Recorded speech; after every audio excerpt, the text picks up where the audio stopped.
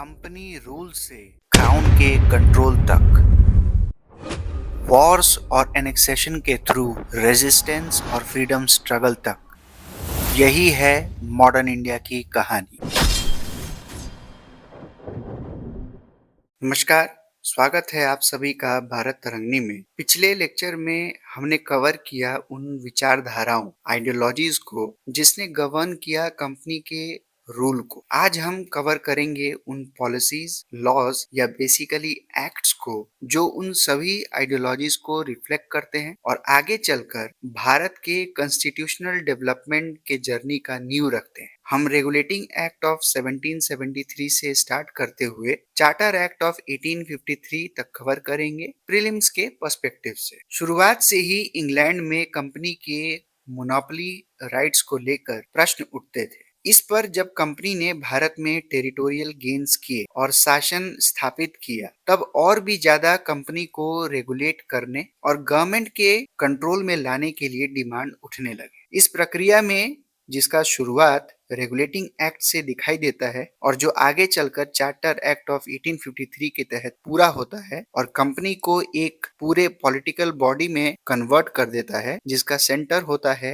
London. हमें इसी प्रक्रिया को समझना है। सबसे पहले रेगुलेटिंग एक्ट ऑफ 1773, जिसने फॉर्मल तरीके से ब्रिटिश पार्लियामेंट को यह अधिकार दिया कि वह कंपनी और इंडिया में उसके पोजेशंस को कंट्रोल कर सकती है। कंपनी के कोर्ट ऑफ डायरेक्टर्स को निर्देश दिया गया कि कंपनी अब चाहे सिविल मैटर हो, रेवेन्यू मैटर हो या मिलिट्री मैटर हो, हर एक गतिविधि के बारे में ब्रिटिश पार्लियामेंट को या ब्रिटिश गवर्नमेंट को इन्फॉर्म करे। इस एक्ट के तहत एक सेंट्रलाइज्ड कंट्रोल के कंसेप्ट का नींव रखा गया, जो गवर्नर ऑफ बंगाल को गवर्नर जनरल और उनके 4 काउंसिल मेंबर्स यानी कि 4 सदस्यों के काउंसिल मेंबर्स के रूप में प्रत्यक्ष हुआ। बंगाल गवर्नर और उनके काउंसिल को अधिकार मिला कि वह मद्रास और बॉम्बे प्रेसिडेंसी की सरकारों को वॉर्स यानी कि युद्ध करने या संधि करने के मामले में दिशा निर्देश देंगे। गवर्नर जनरल और उनके काउंसिल कोर्ट ऑफ डायरेक्टर्स के कमांड में थे, यानी कि उनके अंडर थे, उनके सबऑर्डिनेट थे। तो इस तरह से चेन ऑफ कमांड की रूपरेखा तय हुई। काउंसिल को पावर दिया गया कि वह बंगाल के लिए नियम कानून बनाएंगे और एक सुप्रीम कोर्ट को स्टैब्लिश किया गया जो न्याय व्यवस्था के ऊपर अपना देखरेख करेंगे। पर इस एक्ट में कई सारी कमियां थी। सबसे बड़ा सुप्रीम कोर्ट के ज्यूरिसडिक्शन को लेकर, जो एक तरफ अपना कंट्रोल गवर्नर जनरल, उनके काउंसिल और कंपनी के सर्वेंट्स के ऊपर जाहिर करते थे और दूसरी तरफ काउंसिल, गवर्नर जनरल इसे एक्सेप्ट नहीं करते थे। आगे चलकर अमेंडिंग एक्ट ऑफ 1781 आता है, जिसमें सुप्रीम कोर्ट के ज्यूरिसडिक्शन को कर्टेल किया गया और यह कहा गया कि सुप्रीम कोर्ट, गवर्नर जनरल और उनके काउंसिल और कंपनी के सर्वेंट्स जो भी ऑफिशियल कैपेसिटी में काम करते हैं, उन पर सुप्रीम कोर्ट का कोई ज्यूरिसडिक्शन नहीं होगा, यानी कि वह सुप्रीम कोर्ट के दायरे में नहीं आते। इसके बाद आता है पिट्स इंडिया एक्ट, जिसमें और भी ज्यादा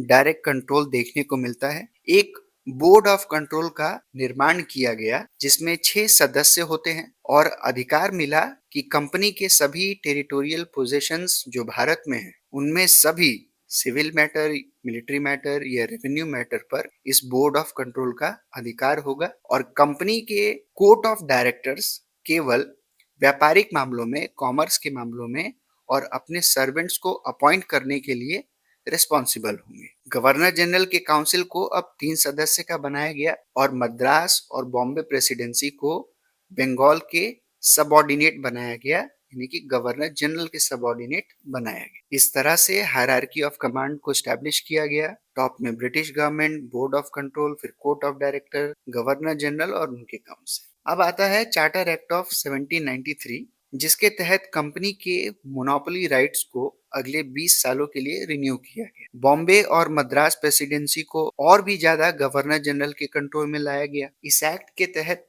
बनने वाले रेगुलेशंस या नियम जो भी बनने थे, वो सभी भारतवासी पर लागू होना था। लॉज को प्रिंट किया गया, ट्रांसलेट किया गया भारतीय भाषाओं में, जिससे सभी भारतवासी उन सभी रेगुलेशंस को, उन लॉज को पढ़ सके और समझ सके। तो इस तरह से माना जाता है कि इस एक्ट ने भारत में सिविल लॉ की धारणा को पेश किया। 1800 तक ब्रिटेन में इंडस्ट्रियल रेवोल्यूशन ने फ्री ट्रेडर्स नाम के एक ग्रुप को या एंटरप्रेन्योर के समूह को जन्म दिया और यह ग्रुप पुरजोर तरीके से ईस्ट इंडिया कंपनी के मोनोपोली राइट्स को चैलेंज करने लगा। अंततः 1813 में एक्ट आता है जिसके तहत कंपनी का मोनोपोली राइट खत्म हुआ, यानी कि अब ब्रिटेन का कोई भी नागरिक या कंपनी भारत से व्यापार कर सकते थे, भारत के साथ व्यापार कर सकते थे, परंतु कंपनी के चाय के व्यापार और चीन के साथ के व्यापार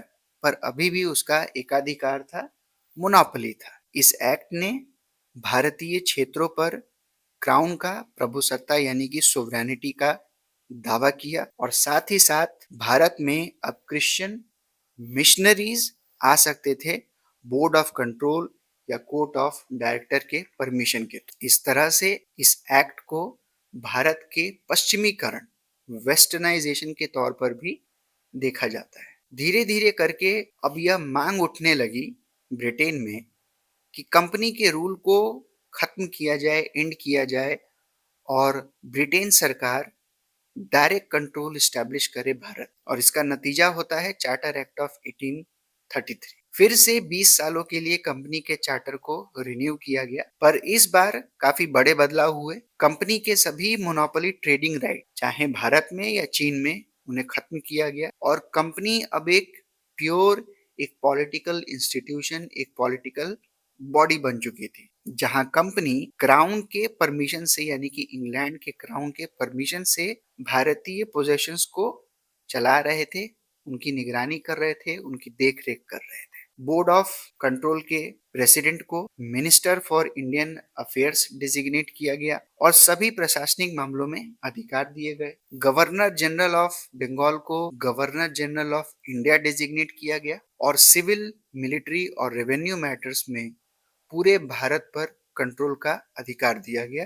याद रखिएगा, गवर्नर जनरल ऑफ इंडिया को और उनके काउंसिल। इसके साथ साथ अब गवर्नर जनरल और उनका काउंसिल पूरे भारत के लिए कानून बना सकते। आगे चलकर एक लॉ कमीशन मैकॉले की अध्यक्षता में बनाया गया और साथ ही साथ अब कंपनी के सिविल सेवाओं में यानी कि एज ए सिविल सर्वेंट्स के तौर पर भारतीयों के लिए ये खोला गया, अभी भी जो नॉमिनेशन के ऊपर बेस्ड था। अंतिम में आता है चार्टर एक्ट ऑफ 1853। इस एक्ट ने सबसे पहले कंपनी को भारत को गवर्न करने का जो अधिकार जो अक्सर 20 सालों के लिए दिया जाता था उसे खत्म कर दिया, उसे रिन्यू नहीं किया।